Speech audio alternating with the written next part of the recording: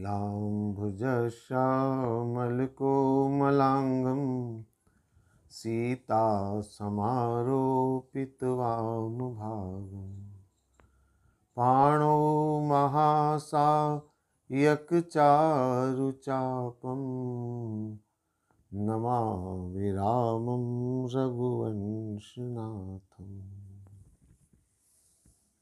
आइए श्री राम कथा को हम प्रारंभ करें। इसके पूर्व भाग में केवट चरित्र की चर्चा प्रारंभ करते हुए मैंने कहा था कि केवट कहता है, मांगी नाव न केवट आना और कहीं तुम्हार मरम में जाना। केवट कहता है कि मैं आपका मरम जानता हूं। हम अक्सर ये समझते हैं कि केवट जिस मरम की बात कर रहा है वह मरम है छुवत शिला भई नारी सुहाई, पाहन तेन काठ कठिनाई। लेकिन मैंने आपसे कहा कि ये मरम नहीं है, मर्म कुछ और है। और वो मर्म जो केवट जानता है वो अगर कोई भक्त जान ले तो उसके ऊपर भगवत कृपा निश्चित रूप से होगी। आइए उस मर्म को जानने का, समझने का हम प्रयास करें। देखिए, आप लोग अच्छी तरह से जानते हैं, प्रबुद्ध पढ़े लिखे लोग हैं, किसी भी इच्छा को पूर्ण करना हो जीवन में तो उसके लिए दो बातें जरूरी है, एक सामर्थ्य और एक साहस। उसके बिना कोई इच्छा पूरी नहीं हो सकती। मान लीजिए आपको कार खरीदने की इच्छा है, होती है इच्छा, लेकिन सामर्थ्य चाहिए, यानी पैसा पास में होगा तब आप खरीद पाएंगे, केवल चाहने से नहीं होता है। और मान लीजिए सामर्थ्य तो है लेकिन पैसा खर्च करने की हिम्मत नहीं है, तो भी आप कार की इच्छा पूरी नहीं कर सकते। तो ये दोनों चीजें चाहिए, सामर्थ्य भी चाहिए और साहस भी चाहिए, तब जाके इच्छा की पूर्ति होती है। विद्यार्थी अगर चाहता है कि मैं पढ़ लिख कर अच्छा डॉक्टर बनूं, बड़ा इंजीनियर बनूं, बड़ी डिग्री आईएएस बनूं, कलेक्टर बनूं, तो उसको भी दो चीजें चाहिए। उसकी इच्छा पूर्ति तब होगी जब सामर्थ्य होगी। सामर्थ्य कौन सी? आपको संकल्पित होना पड़ेगा, संकल्प की सामर्थ्य चाहिए, संकल्पवान बनना पड़ेगा कि मुझे ये डिग्री प्राप्त करनी है, मुझे पढ़ाई करनी है तो करनी है, चाहे कुछ भी हो जाए। सामर्थ्य चाहिए, ये संकल्प की सामर्थ्य। और साहस, साहस भी चाहिए कि चाहे मुझे इतने घंटे पढ़ना पड़े, चाहे मुझे बाकी सारे अपने जीवन के कार्यों को एक बार स्थगित करना पड़े, मेरे घूमने फिरने मौज मस्ती के सारे शौक मुझे त्यागने पड़े, लेकिन मैं इस संकल्प को पूरा करूंगा। ये हिम्मत चाहिए। अगर ये हिम्मत है तो आसानी से कोई भी डॉक्टर इंजीनियर बन करके कामयाब हो सकता है। जीवन के हर क्षेत्र में अगर किसी भी इच्छा की पूर्ति करनी है तो सामर्थ्य भी चाहिए और साहस भी चाहिए। व्यापार करना चाहते हैं, अच्छा व्यापार, अच्छी जो है वो आय प्राप्त करना चाहते हैं, तो पहले क्या चाहिए? पहले आपको सामर्थ्य, धन की सामर्थ्य के साथ साथ आपका दृढ़ संकल्प कि मुझे ये व्यापार करना है और इसमें सफल होना है, तो ये संकल्प करना पड़ेगा। और साहस, कोई भी व्यापार प्रारंभ करेंगे, हो सकता है प्रारंभ में सफलता कम मिले, हो सकता है प्रारंभ में कुछ अड़चनें हो, साहस चाहिए। और ये साहस आदमी को सफल बनाता है। तो जीवन में किसी भी तरह की कामयाबी अगर हासिल करनी है तो ये दो चीजें चाहिए, संकल्प चाहिए और संकल्प को पूरा करने का साहस चाहिए। चाहे आप खेती करें, चाहे व्यापार करें, चाहे अध्ययन करें, चाहे आप सामाजिक जीवन में जाएं, चाहे आप राजनीतिक जीवन में जाएं, हर जगह आपके लिए ये दो सूत्र काम आएंगे। केवट जिस मर्म को जानता है, ये मर्म उसी की मैं आपसे चर्चा कर रहा हूं। केवट जानता है परमात्मा को अगर पाना है, परमात्मा की कृपा को अगर पाना है, तो दो चीजें चाहिए, संकल्प चाहिए और साहस चाहिए। और केवट के पास ये दोनों चीजें हैं। संकल्प भी है, इसलिए बड़ी दृढ़ता से कहता है, पद कमल धोय चढ़ाई नाव, न नाथ उतराई चहो। संकल्प है। कितना संकल्प? बोले मोहे राम रावरी आन दशरथ शपथ सब साची को। भगवान राम तो क्या, उनके पिता दशरथ की सौगंध खाकर कह रहा है। ये उसका संकल्प है, दृढ़ता है। चाहे कुछ भी हो जाए, मैं जब तक पांव नहीं धोऊंगा गंगा पार नहीं करूंगा। सामर्थ्य उसके पास और साहस भी है। साहस कितना है? वो स्वयं कहता है, बरु तीर मार्यो लखन पे, चाहे लक्ष्मण जी तीर मार दें, चाहे मुझे मार डालें। ये हिम्मत। और जब ये साहस आता है, तब परमात्मा की कृपा भक्त पर जरूर होती है। स्वामी विवेकानंद के गुरु रामकृष्ण परमहंस देव के जीवन की एक घटना मुझे याद आती है और मैं अक्सर उस घटना को स्मरण करता हूं। एक बार ऐसा हुआ, आप सब जानते हैं उनके जीवन के बारे में। कलकत्ता में काली मंदिर में वो पूजा करते थे, पुजारी थे, लेकिन मां के ऐसे अनन्य भक्त थे, अद्भुत थी उनकी भक्ति। एक दिन की बात है, संध्या आरती के बाद अचानक रामकृष्ण परमहंस देव के मन में विचार आया कि जब काली मेरी मां है, तो ये मुझसे बात क्यों नहीं करती, मेरे सामने क्यों नहीं आती। बस फिर क्या था, रामकृष्ण परमहंस देव ने मंदिर के अंदर पहुंचकर अंदर से दरवाजा बंद कर लिया और अंदर से दरवाजा बंद करके मां काली की प्रतिमा के सामने बैठ गए। बोले, मां, जब तक तू सामान्य मां की तरह मुझसे बात नहीं करेगी, मैं दरवाजा नहीं खोलूंगा। संकल्प, मैं दरवाजा नहीं खोलूंगा। एक दिन निकल गया, 2 दिन निकल गए, मंदिर के दर्शनार्थी परेशान, मंदिर की व्यवस्था में लगे हुए समिति के लोग परेशान। ये कैसा पुजारी अंदर से बंद करके बैठ गया, अब कोई दर्शन नहीं कर सकता मंदिर के। दरवाजा खटखटाया, दरवाजा खोलने को तैयार नहीं। मामला क्या है? 3 दिन निकल गए। रामकृष्ण परमहंस देव ने कहा, कुछ भी हो जाए, जब तक मां तू सामने आकर मुझे दर्शन नहीं देगी, मुझसे बात नहीं करेगी, मैं दरवाजा नहीं खोलूंगा। इतनी दृढ़ता। लेकिन आप थोड़ा विचार करिए, पत्थर की मूर्ति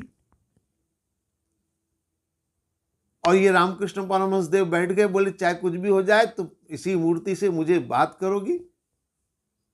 3 दिन निकल गए, चौथा दिन आया। रामकृष्ण परमहंस देव बैठे भूखे प्यासे 3 दिन से मां काली के सामने, चाहे कुछ भी हो जाए दर्शन मुझे दो, मेरे सामने आओ, बातें करो मुझसे। और 3 दिन निकल गए, चौथा दिन आ गया। रामकृष्ण परमहंस देव एकाएक उठे, काली की मूर्ति के हाथ में खड़ंग था, खड़ंग निकाला मूर्ति के हाथ में से और खड़ंग निकाल करके बोले, मां, अगर तू अब मेरे सामने नहीं आएगी तो मैं इसी खड़ंग से अपना मस्तक काट लूंगा। और जैसे ही मस्तक काटने के लिए उन्होंने खड़ंग उठाया, उस प्रतिमा से, मूर्ति से मां भगवती साक्षात प्रकट हो गई। तो ये दोनों चीजें आप समझ लीजिए, संकल्प और साहस। साहस इतना कि रामकृष्ण परमहंस देव कहते हैं मैं अभी खड़ंग से अपना मस्तक काट लूंगा, अभी गर्दन काट लूंगा, ये साहस है उनका। मैं ये नहीं कह रहा हूं कि आप भी तलवार खड़ंग लेकर के गर्दन काटने की धमकी दें भगवान को। ये धमकी के रूप में नहीं है, ये साहस की बात है। सर्वस्व समर्पण का साहस, सर्वस्व समर्पण, प्राण न्योछावर का संकल्प होना चाहिए। ये हिम्मत होनी चाहिए, ये केवट में है हिम्मत। और इसीलिए केवट ने परमात्मा को प्राप्त किया। और जिस भक्त ने भी इस संकल्प और साहस के सूत्र को जान लिया, उसने परमात्मा को पाया। एक नहीं, कई उदाहरण हैं हमारे सामने। द्रौपदी भरी सभा में दुशासन वस्त्र खींच रहा था। द्रौपदी का संकल्प, और संकल्प से द्रौपदी ने परमात्मा को पुकारा। प्रहलाद संकल्प से भगवान का स्मरण करते हैं कि खम्भ से प्रकट होना पड़ेगा, तो खम्भ से भगवान को प्रकट होना पड़ा। गज और ग्राह की कथा में आपने सुना, गजेंद्र ने पुकारा, भगवान को दौड़े दौड़े आना पड़ा। तो चाहे मीराबाई हो, चाहे प्रहलाद हो, चाहे गजेंद्र मोक्ष की कथा हो, ऐसी दर्जनों कथाएं हमारे शास्त्रों में है जिसके अंदर ये कहा गया है कि परमात्मा को अगर पाना है तो संकल्प और साहस दोनों चाहिए, तब जाकर परमात्मा की कृपा होती है। ये है केवट का मर्म। और केवट इसीलिए डंके की चोट कहता है, कहीं तुम्हार मर्म में जाना, मैं जानता हूं उस मर्म को कि कैसे प्रभु को पाया जाता है, कैसे प्रभु की कृपा पाई जाती है, मैं इस मर्म को जानता हूं। और इसीलिए केवट भगवान की सेवा करने में सफल हुआ। इसीलिए केवट की इच्छा को पूर्ण करना पड़ा, भगवान को आज्ञा देनी पड़ी। बेगी आन जल पाय पखारू, होत विलंब उतारहि पारू। भगवान को आदेश देना पड़ा, आज्ञा देनी पड़ी, आओ और चरण धो लो भैया, क्योंकि तुम्हारा संकल्प दृढ़ है। तो जीवन में सफल होने का यह सूत्र है, किसी भी इच्छा को पूरा करने का यह सूत्र है, जीवन में संकल्प चाहिए और संकल्प को पूरा करने का साहस चाहिए, हिम्मत होनी चाहिए, सब कुछ न्योछावर कर देने की तत्परता होनी चाहिए, तब परमात्मा मिलते हैं या तब किसी भी इच्छा की पूर्ति होती है। प्रयास तो हमें करना पड़ेगा। बिना प्रयास किए, बिना संकल्प के, बिना साहस के ऐसे परमात्मा थोड़ी मिलते। मैंने सुना था, एक बचपन में कही जाती थी बात, हिम्मत मर्दा तो मदद खुदा। अगर हम हिम्मत करेंगे तो परमात्मा हमारी मदद जरूर करेगा, और अगर हम हिम्मत नहीं करेंगे, हम अगर 2 कदम आगे नहीं बढ़ाएंगे तो परमात्मा हमारी मदद कैसे करेगा। अगर हम अपने घर के दरवाजे खोलेंगे तो सूर्य का प्रकाश हमारे घर में होगा, और अगर हम अपने घर के दरवाजे बंद कर दें, प्रकाश कहां से घर में आएगा। प्रकाश को अगर घर में लाना है तो दरवाजे खोलने पड़ेंगे।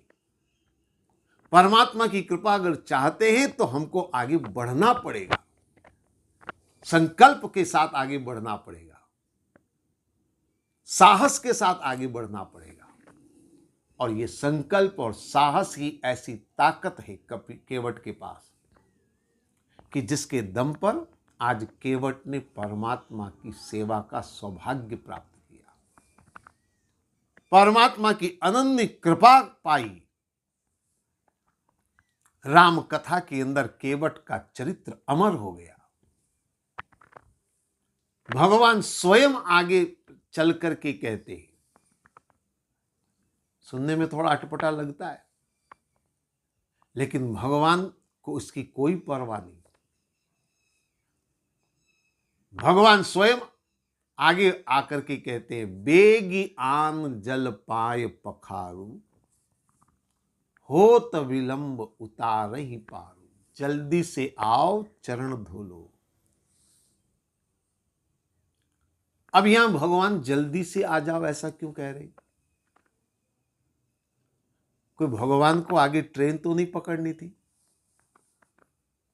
कोई भगवान ने आगे किसी भक्त को टाइम तो नहीं दे रखा था? वनवास में है और वनवास भी 14 वर्ष का है, और अभी तो अयोध्या से निकले सप्ताह नहीं बीता है, अभी जल्दी किस बात की? बात दरअसल ये है, भगवान और केवट इस प्रसंग के अंदर एक बड़ी उलझन है। केवट कहता है, जब आप आज्ञा देंगे तब मैं चरण धोऊंगा। भगवान को आज्ञा देनी पड़ी, बेज्ञान जल पाए पखारू। लेकिन भगवान के सामने भी एक समस्या थी, और समस्या ये थी कि भगवान की एक चरण सेवा का अधिकार माता जानकी के पास था, एक चरण सेवा का अधिकार लक्ष्मण जी के पास था। अब भगवान कैसे केवट को अनुमति दें? कई बार कुछ लोगों के मन में यह भाव आता है कि भगवान ने केवट के प्रेम भाव को पूरा करने के लिए क्या किसी अन्य भक्त के अधिकारों का हनन किया? क्योंकि एक चरण सेवा का अधिकार सीता जी के पास था, एक चरण सेवा का अधिकार लक्ष्मण जी के पास था। अगर भगवान ने केवट को चरण धोने की अनुमति दी है तो इसका मतलब सीधा है कि भगवान ने इन दोनों के अधिकारों पर कुठाराघात किया है, हनन किया। लेकिन ऐसा नहीं है। भगवान किसी भक्त के प्रेम के वश में जरूर होते हैं, लेकिन किसी अन्य प्रेमी भक्त के अधिकारों का हनन नहीं करते। और इसलिए केवट को अनुमति देने के पूर्व भगवान ने बड़ी युक्ति से काम किया। तुलसीदास जी लिखते हैं, सुनि केवट के बेन, प्रेम लपेटे अटपटे, बेसे करुणा एन, चितय जानकी लखन तन। बिहसे यानी मुस्कुराए भगवान, और मुस्कुराकर भगवान राम ने लक्ष्मण और सीता जी की ओर देखकर कहा, बोलो क्या करें?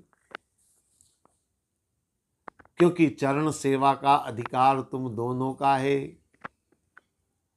बिना तुम दोनों की सहमति के मैं चरण धोने की आज्ञा कैसे दे सकता हूं? इसलिए भगवान मुस्कुरा करके लक्ष्मण और सीता जी की ओर देख रहे। अब लक्ष्मण जी से अनुमति लेना इसलिए भी जरूरी था क्योंकि लक्ष्मण जी तो वैसे ही तीर मारने की तैयारी कर रहे। अब केवट अगर सोचता कि मैं अनुमति सीधी लक्ष्मण जी से मांगू तो संभव नहीं, इसलिए केवट ने भगवान से कहा, आप ही मुझे आज्ञा दोगे। अब भगवान ने लक्ष्मण जी और सीता जी की ओर देखा, क्योंकि ये चरण सेवा का अधिकार ऐसे ही नहीं मिल जाता है।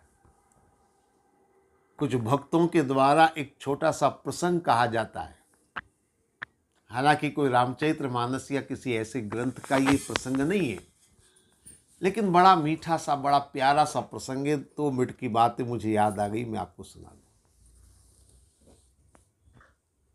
और वर्णन ये आता है कि विवाह के पूर्व भगवान के दोनों चरणों की सेवा लक्ष्मण जी करते थे, स्वाभाविक बात है। और इसीलिए लक्ष्मण जी हर जगह साथ रहते हैं, क्योंकि वो चरण सेवा करते हैं। चाहे राम गुरुकुल में जाएं, चाहे राम घर में रहें, चाहे राम विश्वामित्र जी के साथ जाएं, जहां राम वहां लक्ष्मण, इसीलिए क्योंकि चरण सेवा उनको करनी है। लेकिन जब विवाह हो गया भगवान राम का मां जानकी के साथ, तो विवाह के बाद स्वतः चरण सेवा मां जानकी के पास चली गई। अब ये अर्धांगिनी होने के कारण मां जानकी का नैसर्गिक अधिकार बनता था कि वो प्रभु की चरणों की सेवा करे। और जब से माता जानकी सेवा करने लगी, लक्ष्मण जी बड़े दुखी, बड़े उदास, बड़े मायूस रहने लगे। हालांकि भगवान राम के विवाह का सारा ताना बाना लक्ष्मण जी ने बुना। अगर लक्ष्मण जी बीच में आकर क्रोध ना करते तो हो सकता है राम जी का विवाह होता भी कि नहीं होता। तो लक्ष्मण जी के मन में बड़ा विचार आता था कि मेरे प्रयास से विवाह हुआ और मेरी सेवा ही चली गई, लेकिन कुछ बोल नहीं सकते थे, क्योंकि वास्तव में अधिकार तो पत्नी का होता है चरण सेवा का।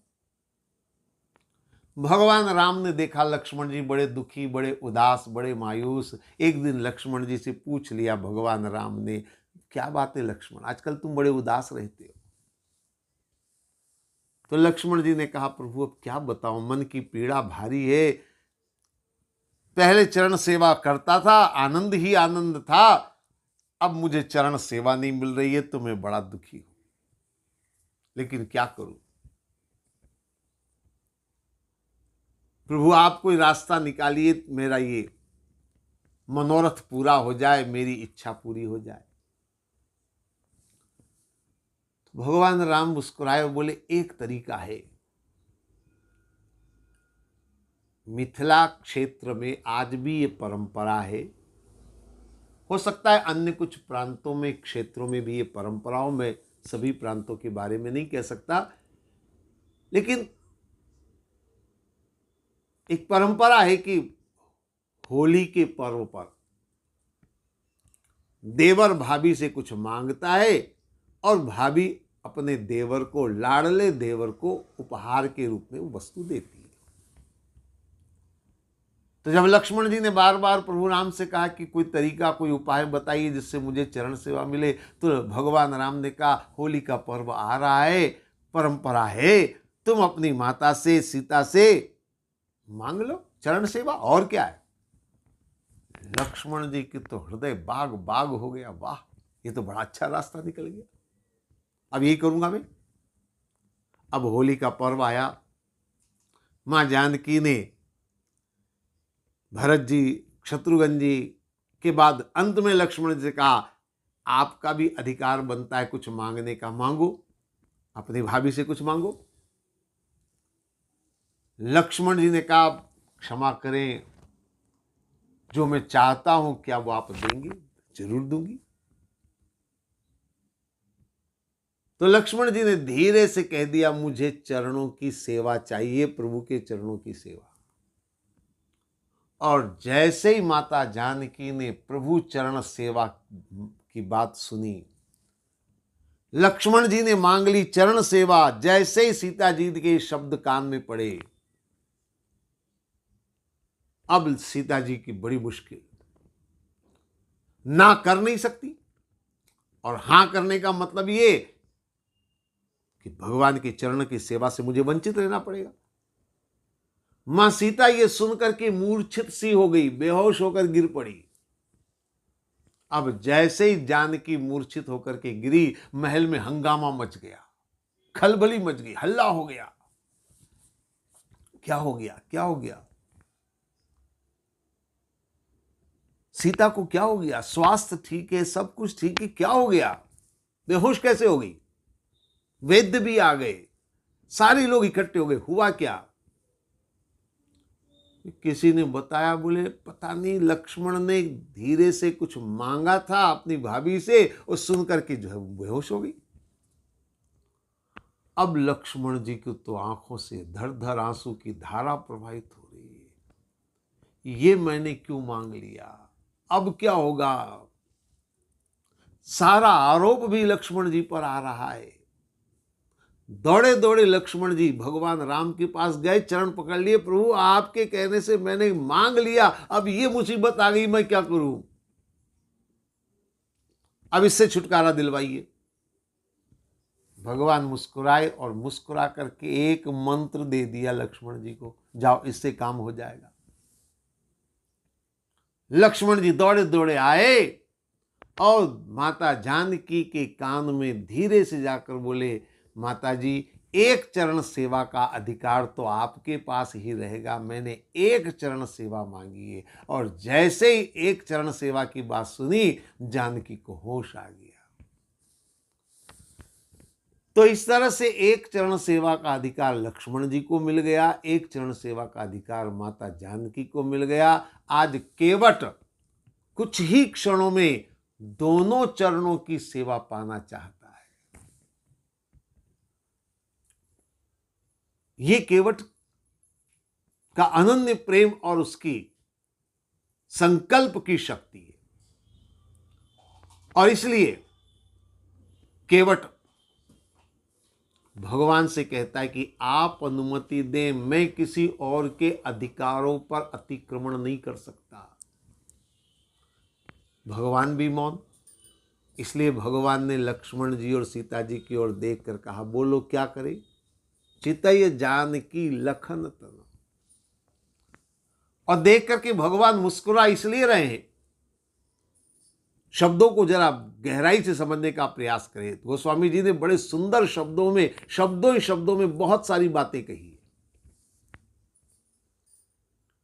तुलसीदास जी के शब्दों को जरा ध्यान से समझना।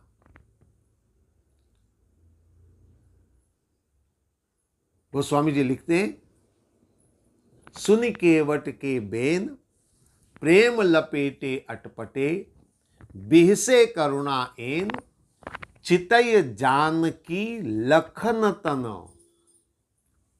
शब्दों से तो ऐसा लगता है कि जैसा वो कह रहे हैं कि सीता जी और लक्ष्मण जी की ओर देख करके मुस्कुरा रहे हैं, कह रहे हैं बताओ केवट को क्या अनुमति दूं मैं। लेकिन शब्दों को अगर बारीकी से देखें तो विद्वानों के द्वारा इन शब्दों की व्याख्या करी गई। बोले चितय जानकी लख न तन, चितई जानकी यानी उसके प्राणों को देखो, लख न तन यानी उसके शरीर को मत देखो, न तन यानी तन के ऊपर मत जाओ, उसके आत्मा, उसके प्राण, उसके मन के भावों की तरफ देखो। कितना प्रेम और कितना भाव है और कितने भाव से वो सेवा करना चाहता है। तो इसलिए चितय जानकी लखन तन, तन की ओर मत देखो, चाहे वो गरीब है, गंवार है, चाहे खोटे कपड़े है, चाहे वो किसी भी जात कुल का है, लेकिन प्रेम कितना भरा अद्भुत है। इसलिए भगवान कहते हैं। और आज लक्ष्मण जी और सीता जी दोनों मौन हैं, दोनों मौन हैं। भगवान राम ने जब दोनों को मौन देखा तो मौनम स्वीकृति लक्षणम सिद्धांत के अनुसार दोनों की स्वीकृति मान करके भगवान ने केवट को अनुमति दे दी। बेगी आन जल पाय पखारू, होत विलंब उतार ही पार। बेगी आन, जल्दी क्यों है? जल्दी इस बात की है कि अगर कहीं लक्ष्मण का इरादा बदल गया तो तेरे लिए बड़ी मुसीबत हो जाएगी और मेरे लिए मुसीबत हो जाएगी। अभी मौन है, तब तक तेरी इच्छा पूरी कर ले, क्योंकि विचारों का प्रवाह है, हो सकता है कोई और विचार मन में आ जाए। यद्यपि भगवान राम के शब्दों को समझ करके लक्ष्मण जी और सीता जी मौन हैं, लक्ष्मण और सीता जी केवट के प्रेम और भाव को देखकर वो भी नतमस्तक है, लेकिन क्या भरोसा 2 मिनट बाद विचार बदल जाए। इसलिए भगवान को कहना पड़ा, बेगियान जल पाए पखारू, हो तो विलंब उतार ही पारू। जल्दी से आ जाओ, जल्दी से चरण धो लो और तुम्हारी जो भी इच्छा है उसे तुम पूरी कर लो। ये केवट की भक्ति है, ये केवट का प्रेम है। और इसी संकल्प और इसी साहस के बल पर, जिसकी मैंने आज आपसे चर्चा करी, इसी के बल पर, केवट के पास कोई धन दौलत नहीं है, केवट के पास कोई डिग्रियां नहीं है, केवट के पास कोई पद प्रतिष्ठा नहीं है, केवट के पास केवल संकल्प है। कुछ भी हो जाए, मैं भगवान की सेवा करूंगा, मैं भगवान के चरण धोऊंगा। और उसने भगवान के चरण धोने का सौभाग्य प्राप्त किया। तो केवट का प्रसंग जीवन के हर क्षेत्र में, ये केवल धर्म की बात मैं नहीं कर रहा हूं, अध्यात्म की बात नहीं कर रहा हूं, जीवन के किसी भी क्षेत्र में अगर आप सफल होना चाहते हैं तो ये 2 सूत्र आपको पकड़ने होंगे। और इन सूत्रों के द्वारा जीवन के हर क्षेत्र में आप सफल होंगे, आप कामयाब होंगे और आपका जीवन पावन और पवित्र होगा। आज केवट भगवान के चरण धोने का सौभाग्य प्राप्त कर रहा है और भगवान की अनन्य कृपा का वो पात्र बन रहा है। केवट का प्रसंग अपने आप में बड़ा अलौकिक है।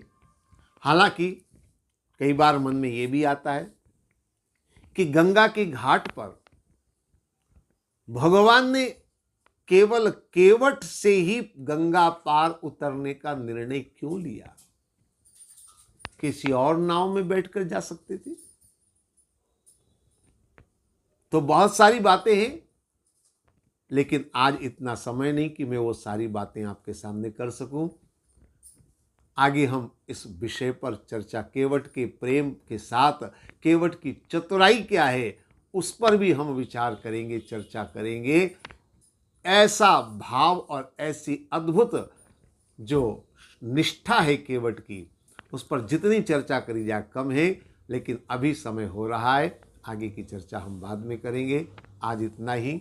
ओम सर्वे भवन्तु सुखिनः, सर्वे सन्तु निरामया, सर्वे भद्राणि पश्यन्तु, माँ कश्चित् दुःख भाग् भवेत्। ओम शांति शांति शांति। ओम।